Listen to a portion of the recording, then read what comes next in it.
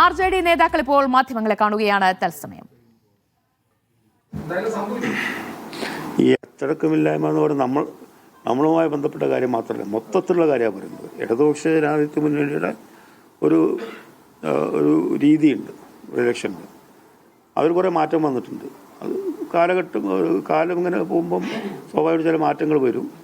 അച്ചടക്കരാജ്യത്ത് എന്ന് പറയുന്നത് നമ്മളെ സംബന്ധിച്ച് മാത്രമല്ല, അത് നമ്മളോട് മാത്രമുള്ള സംഗതിയല്ല പറയുന്നത്, മൊത്തത്തിലാണ് പറഞ്ഞത്.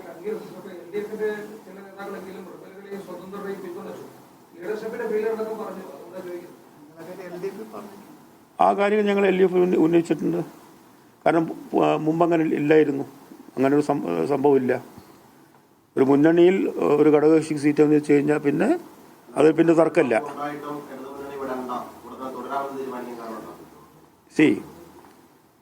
ഇത് ബേസിക്കലി ഐഡിയോളജിക്കൽ ഇഷ്യൂ ആണല്ലോ, നയങ്ങൾ പ്രശ്നങ്ങളല്ല, അല്ലാതെ ഒരു സീറ്റ് തോറ്റോട് മുന്നണി വിടുക എന്നുള്ളതല്ലല്ലോ. പക്ഷേ എന്തുകൊണ്ട് തോറ്റു, അതിൻ്റെ കാരണങ്ങൾ എന്താണെന്നുള്ള മുന്നണി ഉന്നയിക്കുകയും അതിന് പരിഹാരം കാണാൻ ശ്രമിക്കുകയാണ് ഞങ്ങൾ ചെയ്യുന്നത്. അതിൻ്റെ പരിഹാരം എന്ന് പറയുന്നത് ആ മുന്നണിയിട്ട് വേറെ മുന്നണിയിൽ പോവുക, പിന്നെ അവിടെ പ്രശ്നം വന്നു കഴിഞ്ഞാൽ പിന്നെ ഇങ്ങോട്ട് മാറുക എന്നുള്ളതല്ലല്ലോ. ഒരു മുന്നണിയിൽ നിന്നുകൊണ്ട് തന്നെ എന്താണ് പ്രശ്നങ്ങൾ, ആ പ്രശ്നങ്ങൾ കൃത്യമായി ചൂണ്ടിക്കാണിക്കുക. അത് നമ്മൾ ചെയ്തിട്ടുണ്ട്. കഴിഞ്ഞ LDF യോഗത്തിൽ ആ കാര്യങ്ങൾ ചൂണ്ടിക്കാണിച്ചിട്ടുണ്ട്. ഇനിയും നമ്മൾ ചർച്ചയിൽ ആ കാര്യങ്ങൾ പറയും.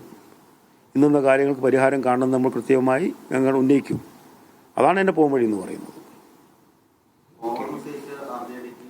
അർഹതപ്പെട്ടതാണ്, തീർച്ചയായിട്ടും ഞങ്ങൾ ആവശ്യപ്പെടും. ഞങ്ങളൊരു അൺഒഫീഷ്യലി ആവശ്യം ഉന്നയിച്ചിട്ടുണ്ട്.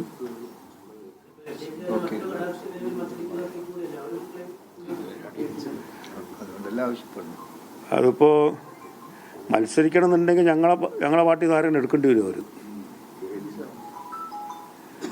അവർക്കൊരാളായിട്ട് എനിക്ക് തോന്നുന്നില്ല. മത്സരിക്കാൻ ആളെ വേണ്ടേ? ഇപ്പം ഞാൻ പോയി ധർമ്മടത്ത് മത്സരിച്ച് എങ്ങനെ ഉണ്ടാവും?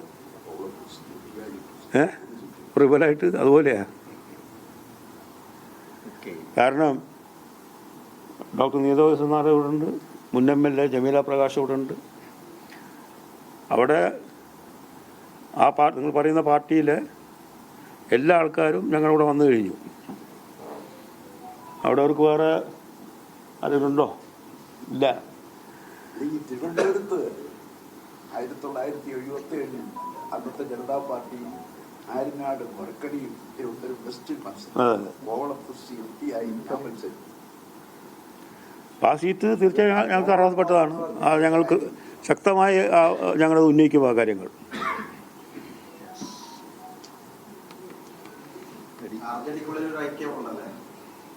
എന്താ ഇല്ല എന്നൊരു തോന്നുന്നുണ്ടോ? അതെ, ഈ എല്ലാ പാർട്ടിയിലും കുറച്ചൊരു വിടക്ക് വിത്തുകളുണ്ടാവും അല്ലേ? കുറച്ച് ഒരു പെസിമിസ്റ്റുകളുണ്ടാവും. എന്തെങ്കിലും വാർത്ത കൊടുക്കാൻ വേണ്ടി പിന്നെ നിങ്ങളവരെ പുറകെ പോവുകയും ചെയ്യുമല്ലോ. അതിനൊക്കെ അങ്ങനെ കണ്ടാൽ മതി. ഈ പാർട്ടിയിൽ ഒരു അനൈക്യമില്ല, ഒരു പ്രശ്നവുമില്ല. ഐക്യത്തോടുകൂടി തന്നെ നിൽക്കുന്നത്. പിന്നെ പാർട്ടി എല്ലാത്തിലും ഉണ്ടാവില്ല, ചെറിയ കുറച്ച് ആൾക്കാരുണ്ടാവും, 5-10 ആൾക്കാരുണ്ട്, അത്രേ ഉള്ളൂ. വേറെ വർഷം ഈ പാർട്ടിയിലില്ല. സംശയം വിചാരിക്കണ്ട, അത് ചെയ്യാറുണ്ട്.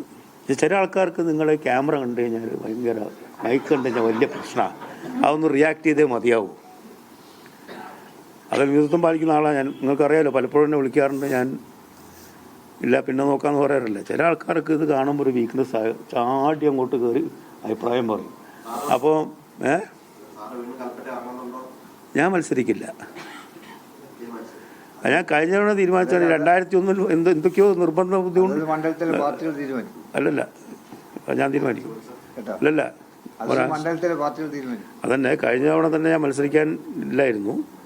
പക്ഷേ വളരെ നിർബന്ധത്തിന് വഴങ്ങിയിട്ടാണ് മത്സരിച്ചത്. എല്ലാ സമയവും എല്ലാ തവണയും നിർബന്ധം വഴങ്ങേണ്ട കാര്യം എനിക്കില്ല. ഞാൻ മത്സരരംഗത്തില്ല. അതങ്ങനെ ആവശ്യം ഉന്നയിച്ചിട്ടുണ്ട്. ഇല്ല, അതായത് ഇടതുപക്ഷ മുന്നണിയുടെ ഭാഗത്തുനിന്നും വടകര മത്സരിക്കണം എന്നുള്ള ഒരു നിർദ്ദേശം അവർ മുന്നോട്ട് വെച്ചിട്ടുണ്ടായിരുന്നു എല്ലാ തലങ്ങളിൽ നിന്നും. പക്ഷെ ഞാൻ പറഞ്ഞു, ഞാൻ ഇലക്ട്രൽ പൊളിറ്റിക്സിലേക്ക് ഞാനില്ല. കാരണം നമ്മൾ ഏതെങ്കിലും കാലഘട്ടത്തിൽ പ്രയോറിറ്റി നിശ്ചയിക്കേണ്ടി വരുമല്ലോ ജീവിതത്തിൽ. ആ സമയത്തി. അതുകൊണ്ട് ഞാൻ ഇലക്ട്രൽ പൊളിറ്റിക്സിൽ ഞാനില്ല. രാഷ്ട്രീയത്തിലുണ്ട്, സോഷ്യൽ എന്താ പറയുക, സാമൂഹ്യ പ്രവർത്തനത്തിലുണ്ട്. ഇലക്ട്രൽ പൊളിറ്റിക്സിൽ ഞാനില്ല. അതൊക്കെ എന്തിനാ ഇപ്പോൾ അല്ല ഇപ്പോൾ ചോദിക്കണ്ടെന്നാണോ നിങ്ങൾ പറയുന്നത്? ഒരു പണി ഞങ്ങൾക്ക് വേണ്ടി നിങ്ങളൊന്ന് ചോദിക്കും. അതെ അതെ, അങ്ങനെ പലതും ഉണ്ടായിരുന്നു. അപ്പോൾ അത് നിങ്ങളും കൂടി ഒന്ന് ആവശ്യപ്പെട്ടുള്ളൂ.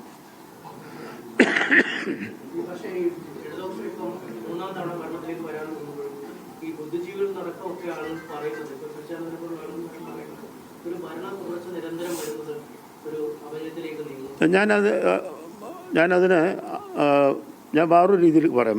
ഈ കാര്യത്തിനെ കുറിച്ചല്ല പറയുന്നത്. ഇപ്പോൾ നമ്മളെ രാജ്യത്തിൽ ഈ കോൺടെക്സ്റ്റല്ലേ കേട്ടോ ഞാൻ പറയുന്നത്, സത്യാഗ്രഹ കോൺടെക്സ്റ്റല്ല ഞാൻ പറയുന്നത്. I am talking from A different angle. നമ്മുടെ ജനാധിപത്യ മൂല്യങ്ങൾക്കെതിരെ പിന്നെ എന്താ പറയുക, സ്വാതന്ത്ര്യത്തിനെതിരെ അങ്ങനെയുള്ള പല സംഗതി നടക്കുമ്പോൾ പ്രതികരിക്കുക.